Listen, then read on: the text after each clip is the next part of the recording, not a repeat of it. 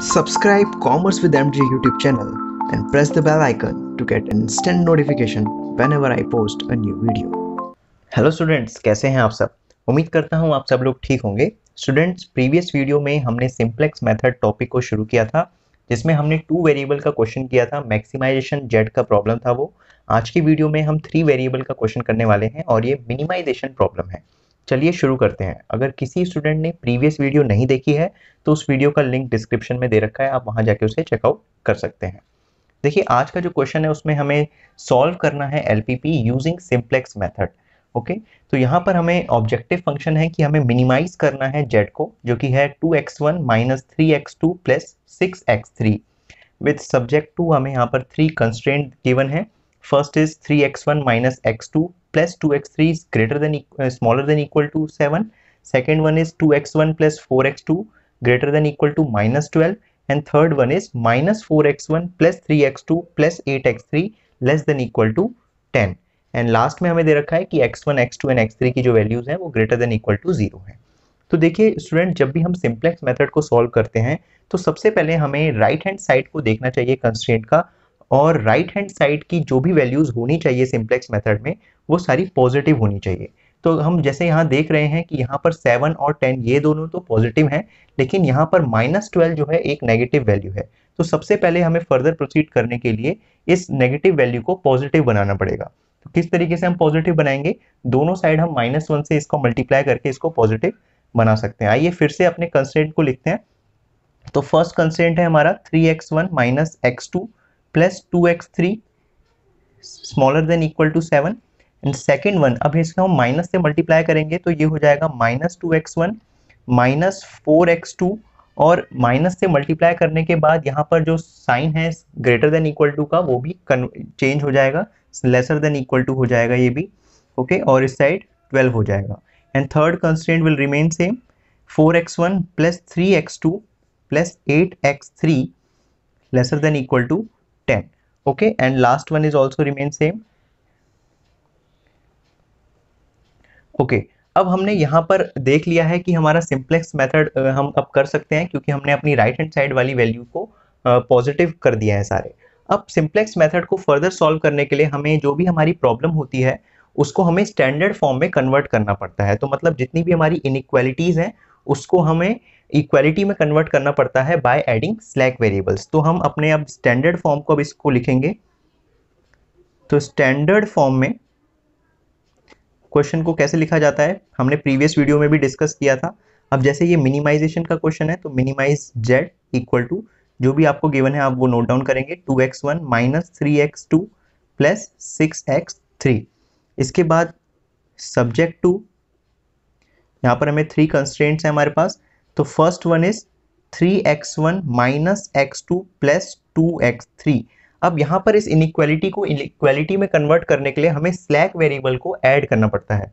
तो फर्स्ट वाले में हम स्लैक वेरिएबल ऐड करेंगे जिसको s1 नाम देंगे और ये इक्वल हो जाएगा और यहाँ पर इक्वल टू 7। वैसे ही सेकेंड वन हमारा है -2x1 माइनस 4x2। अब इसमें हम सेकेंड स्लैक वेरिएबल ऐड करेंगे और ये भी इक्वल हो जाएगा 12 के।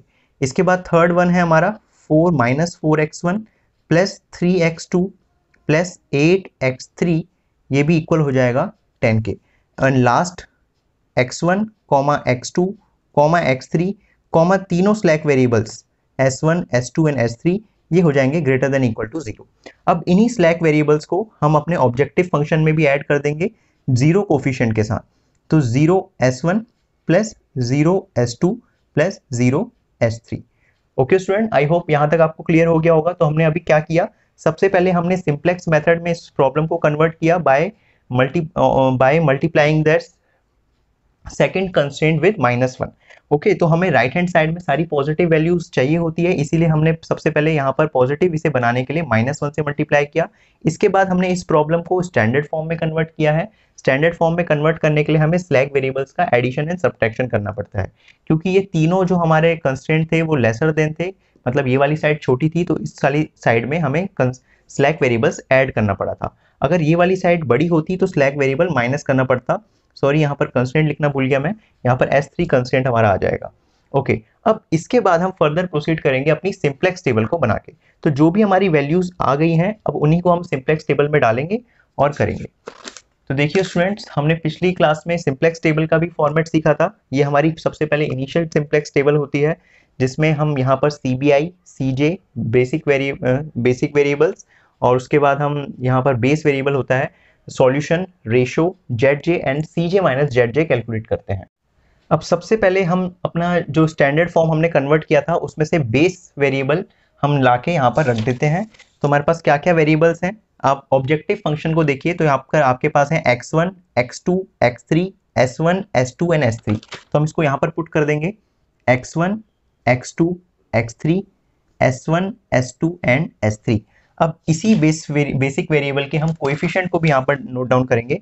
तो क्या क्या कोएफिशिएंट है, 2, -3, 6, 0, 0, 0। तो हम नोट डाउन कर लेते हैं 2, -3, 6, 0, 0, 0।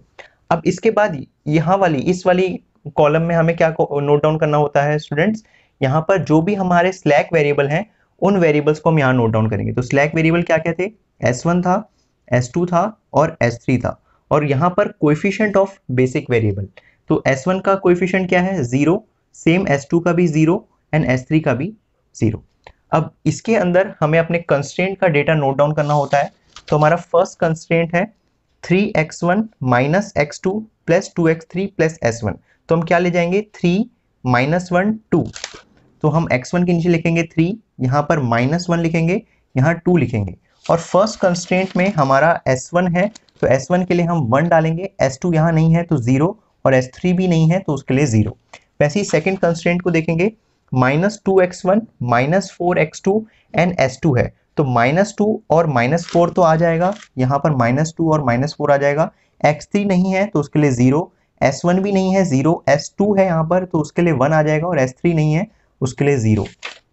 ओके, इसी के साथ थर्ड कंस्ट्रेंट है हमारा -4x1 plus 3x2 okay plus 8x3 plus s3। तो यहाँ से क्या क्या जाएगा, -4, 3, 8 और s3 की वैल्यू जाएगी।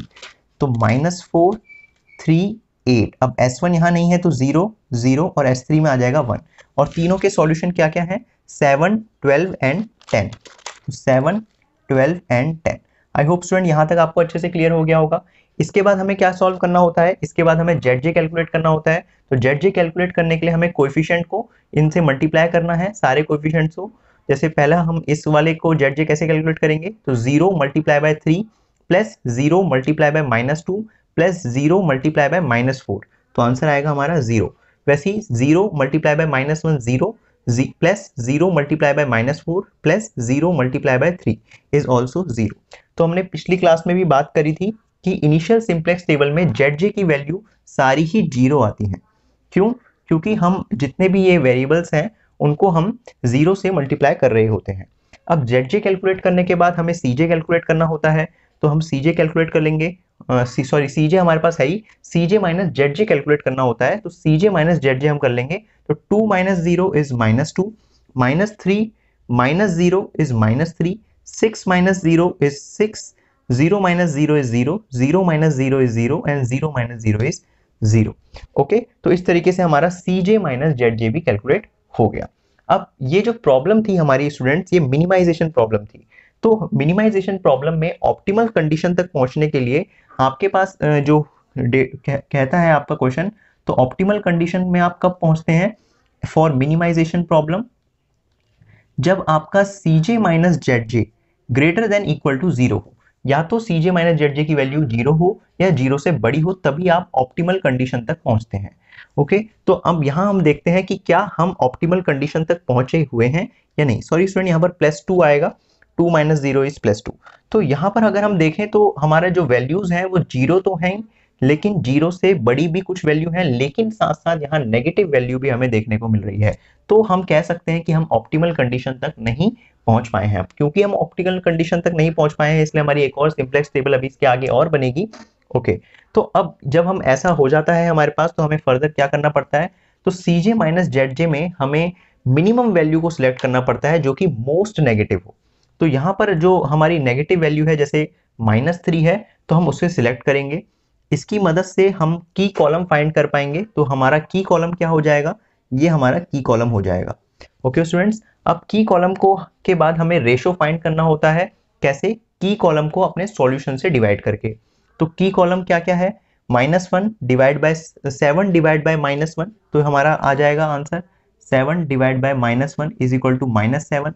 वैसे ही 12 डिवाइड बाय -4 इक्वल टू -3। वैसे ही 10 डिवाइड बाय 3, 10 डिवाइड बाय 3 ये एज इट इज रह जाएगा। ओके स्टूडेंट्स, तो हमने ये रेशो फाइंड कर ली। रेशो के बाद हमें अपने जो रेशोज हमारे पास आए हैं उसमें से लीस्ट पॉजिटिव सिलेक्ट करना होता है ताकि हम की रो को अपने आइडेंटिफाई कर पाए। तो रेशो में लीस्ट पॉजिटिव कौन सा दिख रहा है स्टूडेंट? देखिए ये दोनों तो नेगेटिव है, ये लीस्ट पॉजिटिव है। तो चाहे आप मिनिमाइजेशन का क्वेश्चन कर रहे हो चाहे आप मैक्सिमाइजेशन का क्वेश्चन कर रहे हो, रेशो में से आपको लीस्ट पॉजिटिव ही सर्च करना होता है। वैसे ही अगर आप मिनिमाइजेशन का क्वेश्चन कर रहे हैं तो की कॉलम निकालने के लिए आपको मिनिमम वैल्यू सिलेक्ट करनी होती है, मैक्सिमाइजेशन में आपको मैक्सिमम वैल्यू सिलेक्ट करनी होती थी। ओके स्टूडेंट, तो हमने यहाँ पर सिलेक्ट कर लिया है लीस्ट पॉजिटिव। अब इसकी मदद से हम यहाँ पर अपने की रो को आइडेंटिफाई कर पाएंगे। तो हमें पता चल गया हमारा की रो ये है। और जहां पर हमने बात करी थी कि जहां पर की रो और की कॉलम आपका इंटरसेक्ट करता है तो उस एलिमेंट को हम बोलते हैं की एलिमेंट। ओके, तो इस क्वेश्चन में की एलिमेंट क्या आ गया हमारे पास? 3 आ गया। अब इसी की मदद से हमें पता लग पाएगा कि हमारा नेक्स्ट टेबल के लिए एंटरिंग वेरिएबल कौन सा होगा और लीविंग वेरिएबल कौन सा होगा। तो जो की एलिमेंट के ऊपर जो वेरिएबल होता है, जैसे जो है x2, वो हमारा एंटरिंग वेरिएबल होगा, और की वेरिएबल के लेफ्ट हैंड साइड में जो वेरिएबल होता है S3, ये हमारा लीविंग वेरिएबल होगा। मतलब जब हम नई सिंप्लेक्स टेबल बनाएंगे तो S1 S2 तो एज इट इज रहेंगे, लेकिन S3 की जगह हम x2 लिखेंगे। आइए बनाते हैं अपनी नई सिंप्लेक्स टेबल। देखिए नई सिंप्लेक्स टेबल को आप आइट्रेशन 1 का नाम दे सकते हैं। तो अब हम इसको नोट डाउन करते हैं। सबसे पहले वही हमारी CJ values as it is रहेंगी जो हमारी ऊपर थी। क्या क्या थी? 2, -3, 6, 0, 0 एंड 0। वैसे ही उनके जो बेसिक वेरिएबल्स हैं x1, x2, x3, s1, s2 and s3। अब हमें यहाँ पर अपने बेसिक वेरिएबल्स को डालना है। देखिए s1 का तो s1 ही रहेगा, S2 का भी S2 ही रहेगा, लेकिन S3 जो है, S3 किससे रिप्लेस हो जाएगा? x2 से रिप्लेस हो जाएगा। क्यों? क्योंकि x2 जो है हमारा वो एंटरिंग वेरिएबल है और S3 जो है हमारा लीविंग वेरिएबल है। अब इनके हम कोएफिशिएंट डाल देते हैं। तो S1 का कोएफिशिएंट तो 0 ही है, S2 का कोएफिशिएंट भी 0 है, लेकिन x2 का कोएफिशिएंट क्या है? -3 है। ओके स्टूडेंट्स, अब हमें यहाँ पर अपनी न्यू वैल्यूज को फाइंड करना है। तो न्यू वैल्यूज को फाइंड करने के लिए फॉर्मूले होते हैं। आइए मैं फॉर्मूले को नोट डाउन करता हूँ, फिर हम न्यू वैल्यूज को फाइंड कर लेंगे। देखिए स्टूडेंट, यहाँ मैंने फॉर्मूला नोट कर दिया है। तो अब जब हमारे को न्यू वैल्यूज निकालनी होती है फॉर एंटरिंग वेरिएबल, तो जैसे इस क्वेश्चन में हमारा एंटरिंग वेरिएबल है x2। अब यहाँ की न्यू वैल्यूज हम कैसे निकालेंगे? उसका फॉर्मूला है ओल्ड वैल्यू डिवाइड बाय की एलिमेंट। तो यहाँ पर ओल्ड वैल्यू क्या थी? यहाँ पर ओल्ड वैल्यू कुछ ये थी और इसको हम की एलिमेंट से डिवाइड कर देंगे। तो ओल्ड वैल्यू जैसे यहाँ पर थी -4 और की एलिमेंट क्या था हमारा 3, तो यहाँ की वैल्यू क्या होगी? -4 डिवाइड बाय 3। ओके, तो हम लिखेंगे इसको -4/3। वैसे यहाँ हो जाएगी 3 डिवाइड बाय 3 इज 1, फिर 8 डिवाइड बाय 3। वैसे ही 0 divide by 3 is 0, 0 divide by 3 is also 0, and 1 divide by 3 is 1/3, and 10 divide by 3 is 10/3। वैसे ही जो हमें न्यू रोज की वैल्यू निकालनी होती है उसका फॉर्मूला होता है ओल्ड वैल्यू माइनस कोरस्पॉन्डिंग की column value minus into corresponding new value. तो अब जैसे हमें S1 और S2 की वैल्यू निकालनी है, तो S1 की वैल्यू कैसे निकलेगी? S1 की वैल्यू निकलेगी ओल्ड वैल्यू को हम लेंगे, उसको उसमें से हम माइनस करेंगे क्या? कोरस्पॉन्डिंग की कॉलम वैल्यू। तो यहाँ पर ये की कॉलम था और इसका कोरस्पॉन्डिंग की कॉलम वैल्यू क्या है? -1 है, इनटू कोरस्पॉन्डिंग न्यू वैल्यू, और न्यू वैल्यू हमारी ये है। तो आइए हम इसको नोट डाउन कर लेते हैं, सबका एक साथ लिख देते हैं। तो अब S1 की ओल्ड वैल्यूज को मैं लिख लेता हूं पहले। तो क्या क्या है हमारे पास? 3 है, -1 है, 2 है, 1 है, 0, 0, 7। तो ये मैंने सारी ओल्ड वैल्यू नोट डाउन कर ली है। अब इसके बाद यहाँ पर मैं माइनस का साइन लगा देता हूँ। अब यहाँ पर हमें कोरस्पॉन्डिंग की कॉलम वैल्यू लिखनी है। देखिए कोरस्पॉन्डिंग की कॉलम वैल्यू सबके लिए सेम रहेगी, -1, -1, -1, -1, -1, -1 एंड -1। अब यहाँ पर इसको हमें इनटू करना है अपने कोरस्पॉन्डिंग न्यू वैल्यूज से। तो न्यू वैल्यूज क्या क्या आई हैं हमारे पास? पहली आई है -4/3, उसके बाद आई है 1, उसके बाद आई है 8/3, उसके बाद 0, देन 1/3 एंड देन 10/3। तो इस तरीके से हमने क्या करा? अपना ये फॉर्मूला लगाया, अब हम इसके सॉल्यूशन को फाइंड आउट कर लेंगे। तो हमारा पहला है 3 minus minus 1 into minus 4/3। Students ये होता है हमारा 5/3। इसके बाद है -1 माइनस माइनस 1 इंटू 1, ये होता है हमारा 0। देन इसके बाद का आंसर आएगा 14/3, then 1, then 0, then 1/3 and last is 31/3। अब हम इन्हीं वैल्यूज को यहाँ पर पुट कर देंगे स्टूडेंट्स। तो क्या क्या वैल्यूज आई है हमारे पास? पहली आई है 5/3, then 0, then 14/3, then 1, then 0, then 1/3 and solution is 31/3। इसी तरीके से हम S2 रो की वैल्यू भी कैलकुलेट करेंगे। तो उसके लिए भी हम यही फॉर्मूला लगाएंगे स्टूडेंट्स। ओल्ड वैल्यू लिखेंगे, S2 की ओल्ड वैल्यूज क्या क्या है? -2 है, -4 है, 0, 0, 1, 0 एंड 12। इसको हम माइनस करेंगे यहाँ पर। इसके बाद हम इसकी कोरस्पॉन्डिंग की कॉलम वैल्यू ले लेंगे। तो इसके लिए कोरस्पॉन्डिंग की कॉलम वैल्यू -4 है, तो -4, -4, -4, -4, -4, -4 एंड -4। फिर इसको हम इनटू करेंगे अपनी न्यू वैल्यूज से। तो ये हमारी न्यू वैल्यूज थी, तो इससे हम इनटू कर देंगे। तो -4/3 1, देन 8/3, देन 0, 0, 1/3 एंड 10/3। इसको हम सॉल्व कर लेते हैं और हमारी new row values find out हो जाएगी। तो इसका आंसर आएगा -22/3, देन हमारा आएगा 0, देन आएगा हमारा 32/3, देन आएगा 0, देन आएगा 1, then 4/3 and last one is 76/3। अब ये जो हमने वैल्यूज फाइंड आउट कर ली है, हम इनको यहाँ पर डाल देंगे। तो क्या क्या वैल्यूज आई हैं स्टूडेंट्स? पहली आई है -22/3, then 0, then 32/3, then 0, then 1, then 4/3 and last is 76/3। तो अब हमने एक थोड़ी टेबल फिल कर दी है। अब इसके बाद हमें ZJ कैलकुलेट करना होता है स्टूडेंट। ZJ का वही फॉर्मूला है। सबसे पहले इसकी वैल्यू कैसे निकालेंगे हम? 0 multiply by -0 multiply bye 5/3 plus 0 multiply bye -22/3 plus 3 multiply bye -4/3। तो वैल्यू क्या आएगी? ये आएगा आपका 4। वैसे ही same 0 multiply by 0 plus 0 multiply by 0 plus -3 multiply by 1, answer आएगा -3। 0 multiply by 0 multiply by 14/3, 0 multiply by 32/3, -3 plus -3 multiply by 8/3, answer is -8। 0 multiply by 1 plus 0 multiply by 0 plus -3 multiply by 0 is 0। 0 multiply by 0 plus 0 multiply by 1 plus -3 multiply by 0 is 0। 0 multiply bye 1/3 plus 0 multiply bye 4/3 -3 multiply bye 1/3 is -1 and last one is 0 multiply bye 31/3 plus 0 multiply bye 76/3 plus -3 multiply bye 10/3, answer is -10।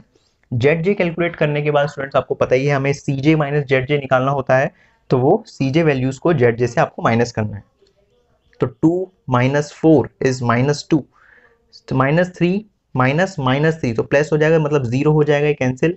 6 minus -8 मतलब 6 plus 8 14, 0 - 0 0, 0 - 0 is again 0 and 0 minus -1 is +1। तो अब क्या यहाँ पर हम optimal condition तक पहुंच पाए हैं? देखिए स्टूडेंट्स, यहाँ हमें क्या है, ऑप्टिमल कंडीशन की सेटिस्फेक्शन होनी चाहिए कि CJ माइनस ZJ जो होगा वो ग्रेटर देन इक्वल टू 0 होने चाहिए। मतलब कोई भी इसमें नेगेटिव वैल्यू नहीं होनी चाहिए, 0 या फिर पॉजिटिव वैल्यू। लेकिन यहाँ पर जो हमारा CJ माइनस ZJ कैलकुलेट हुआ है उसमें सारी वैल्यूज तो पॉजिटिव हैं, बस एक वैल्यू को छोड़ के। तो हम यहाँ पर भी ऑप्टिमल कंडीशन तक नहीं पहुंच पाए हैं। तो अब इसके लिए हमें क्या करना पड़ेगा? एक नई सिंप्लेक्स टेबल बनानी पड़ेगी, मतलब आइट्रेशन 2 में हमें जाना पड़ेगा। और उसमें जाने से पहले हमें यहाँ पर उसके लिए की कॉलम और की रो को आइडेंटिफाई करना पड़ेगा।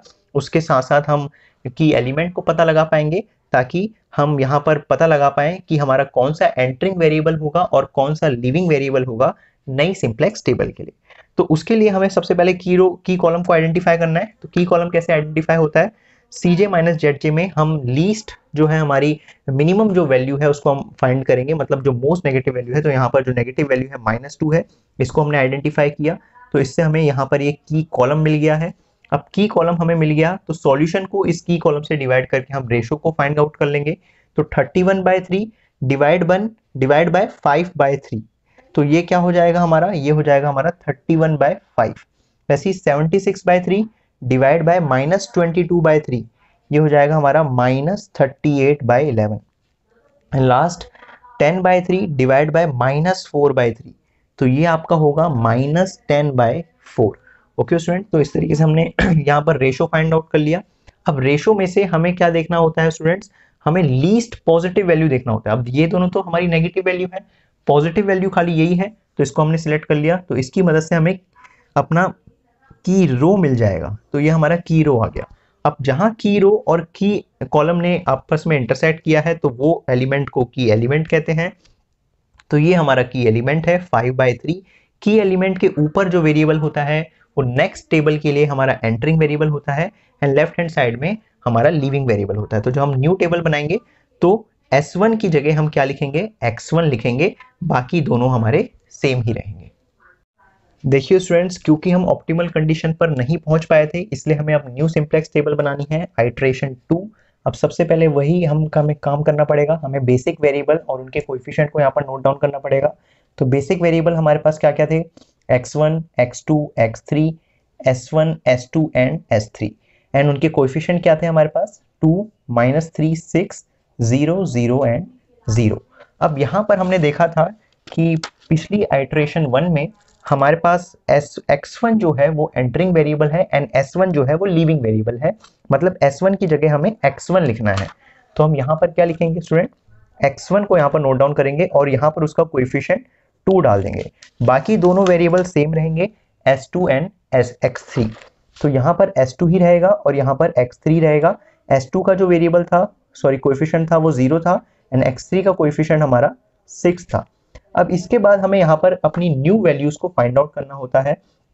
तो जो हमारा एंटरिंग वेरिएबल है x1, उसकी न्यू वैल्यूज के लिए जो फॉर्मूला होता है वो हमने डिस्कस किया था, ओल्ड वैल्यू डिवाइड बाय की एलिमेंट।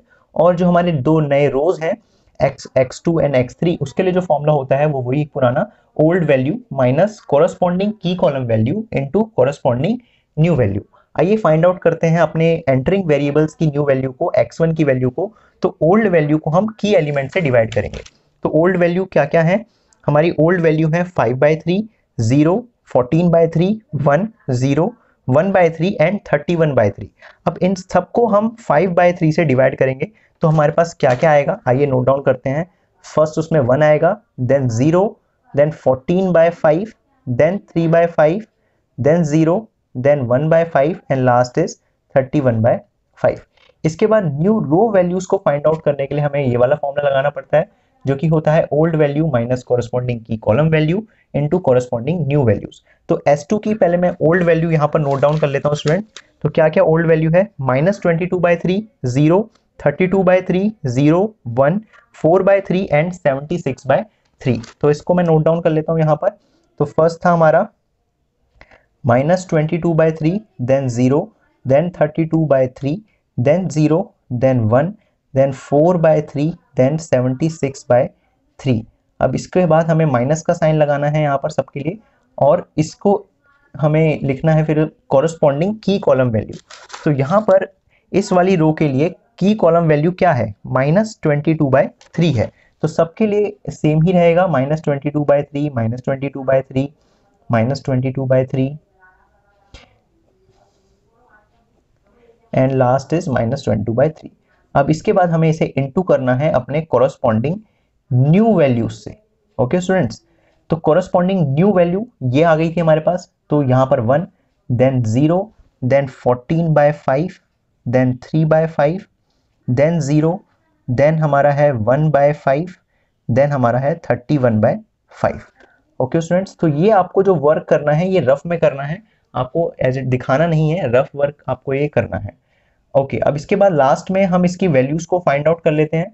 तो अब इसको सॉल्व करके हमारा क्या आएगा, देखिए स्टूडेंट, इसको सॉल्व करके 0 आ रहा है, इसको सॉल्व करके भी हमारा 0 आ रहा है, एंड इसको सॉल्व करके हमारा आ रहा है 156 divide by 5, and then next one is 22/5, and next one 1, and next one is 14/5, and last की जो वैल्यू आ रही है वो आ रही है 354 डिवाइड बाय 5। अब इन्हीं वैल्यूज को हम यहाँ पर पुट डाउन कर लेंगे। तो क्या क्या वैल्यूज हैं, 0, 0, 156 divide by 5, 22 divide by 5, 114 divide by 5 and 354 divide by 5। तो ये हमने सारी वैल्यूज पुट कर दी। इसी तरीके से हम x3 की वैल्यू को भी निकालेंगे, वही ओल्ड वैल्यू लिख के। तो ओल्ड वैल्यू लिख लेते हैं x3 की, क्या क्या है, -4/3, 1, 8/3, 0, 0, 1/3, 10/3। तो हम ओल्ड वैल्यूज की भी नोट डाउन कर लेते हैं। तो थी हमारी -4/3, then 1, then 8/3, then 0, then 0, then 1/3, then 10/3। तो फास्ट कैलकुलेशन के लिए आप जल्दी से सारी वैल्यूज नोट डाउन करके आप माइनस का साइन लगा दीजिए, फिर एक ब्रैकेट लगा दीजिए और उसके बाद यहाँ पर उसकी की कॉलम वैल्यू, कॉरेस्पॉन्डिंग जो की कॉलम वैल्यू है इसके लिए क्या है, -4/3 है। तो सबके लिए वो सेम ही हो जाएगी, -4/3, -4/3, -4/3, -4/3, -4/3, -4/3 एंड -4/3। फिर हमें इसे इंटू करना है, किससे, अपने कॉरेस्पॉन्डिंग न्यू वैल्यू से। तो ये हमारी न्यू वैल्यूज थी एंटरिंग वेरिएबल की, वो हमें लिख देनी है 1, 0, 14/5, 3/5, 0, 1/5 एंड 31/5। ब्रैकेट क्लोज करके आपको इसका सॉल्यूशन फाइंड आउट कर लेना है। तो क्या क्या वैल्यूज आ रही हैं, देखिए फर्स्ट को सॉल्व करके हमारी वैल्यू आएगी 0, सेकेंड वन 1 एंड इसके बाद 32/5, 4/5, 0, 3/5 एंड लास्ट इज 58/5। तो इस तरीके से आपने इनकी वैल्यूज भी फाइंड आउट कर ली है। अब इनको हम यहाँ पर पुट कर लेंगे x3 के रो में। तो यहाँ है 0, 1, 32/5, then 4/5, then 0, then 3/5 and last is 58/5। इसके बाद आपको पता ही है क्या करना होता है, हमने अपनी टेबल फिल कर ली, अब हमें ZJ कैलकुलेट करना है। तो सिंपल फॉर्मूला है, कोएफिशिएंट को इससे हमें मल्टीप्लाई करना है, प्लस इस कोएफिशिएंट को इससे, प्लस इस कोएफिशिएंट को इससे, हमारी यहाँ की वैल्यू फाइंड आउट हो जाएगी। तो 2 into 1 plus 0 into 0 plus 6 into 0, answer is 2। Same 2 into 0 plus 0 into 0 plus 6 into 1, answer is -3। 2 into 14/5 plus 0 into 156/5 plus 6 into 32/5, answer is -68/5। Then 2 into 3/5 plus 0 into -22/5 plus 6 into 4/5, answer is -6/5 and 2 into 0 plus 0 into 1 plus 6 into 0, answer is 0. 2 into 1/5 plus 0 into 14/5 plus 6 into 3/5, answer is -7/5 and last one is 2 into 31/5 plus 0 into 354/5 plus 6 into 58/5, answer is -112 divide by 5। तो इस तरीके से हमने ZJ calculate कर लिया। अब last हमें CJ minus ZJ calculate करना है और फाइंड आउट करना है कि क्या हम ऑप्टिमल सॉल्यूशन तक पहुंच पाए हैं या नहीं। तो ऑप्टिमल कंडीशन अचीव हुआ है या नहीं। तो देखिए 2 - 2, तो 2 - 2 हमारा क्या होता है, 0। -3 -3, तो -3 + 3 हो जाएगा, ये भी 0। 6 - 68/5, तो ये हमारा हो जाएगा 98/5। 0 - -6/5, तो हमारा +6/5। 0 - 0 इज 0 एंड 0 - -7/5 इज +7/5। तो ऑप्टिमैलिटी कंडीशन क्या थी स्टूडेंट्स, ऑप्टिमैलिटी कंडीशन थी कि CJ माइनस ZJ जो होना चाहिए वो होना चाहिए ग्रेटर देन इक्वल टू 0। तो यहाँ पर सारी वैल्यू 0 या उससे बड़ी ही है, मतलब पॉजिटिव वैल्यू है और 0 भी देखने को यहाँ पर आपको मिल रहा है। तो हमारा ऑप्टिमल जो सॉल्यूशन है वो हमें फाइंड आउट हो गया है, हम ऑप्टिमल कंडीशन हमने फुलफिल कर ली है। तो यहाँ पर ये जो आंसर आया है ये हमारा ऑप्टिमल सॉल्यूशन कहलाया जाएगा। और इसी के साथ साथ हमने x1 और x3 की वैल्यू भी फाइंड आउट कर ली है। x2 हमारा नहीं आया तो x2 को हम 0 ही लेट करेंगे।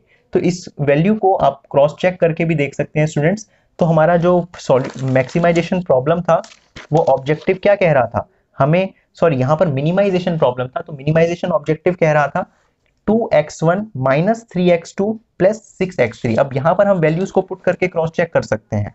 तो हमारे पास जो मिनिमाइजेशन प्रॉब्लम है वो क्या है, 2x1 - 3x2 + 6x3। अब देखिए स्टूडेंट वैल्यू आप पुट करिए यहाँ पर 2 into x1, x1 की वैल्यू क्या आई है 31/5 - 3x2, x2 कुछ नहीं आया तो इसको हम 0 लेट करेंगे and 6x3, 6 into x3, x3 की वैल्यू आई है हमारी 58/5।